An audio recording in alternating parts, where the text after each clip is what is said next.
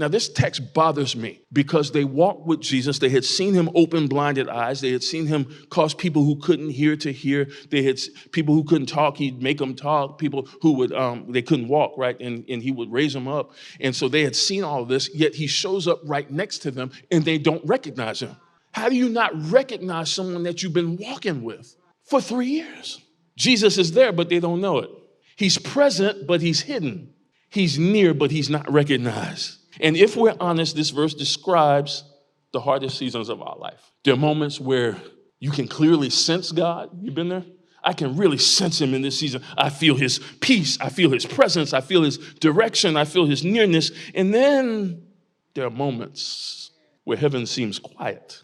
You know, where you pray and you don't immediately feel relief. How about when you worship, but you still feel the burden? How about those seasons where you seek God, but you don't have the answer? If you can't recognize him, maybe he isn't there. That's what the enemy says. If you can't recognize God, maybe he isn't there. But this text destroys that lie because the disciples are literally walking with the risen Christ and they don't recognize him. Your struggle, your test, your doubt can be speaking so loud that you can't feel him and he's right next to you. What's the lesson? The lesson is the inability to recognize Jesus does not mean the absence of Jesus. And let me say it again, because somebody really needs to hear this deep in their heart. Just because you cannot trace him does not mean he's not walking with you.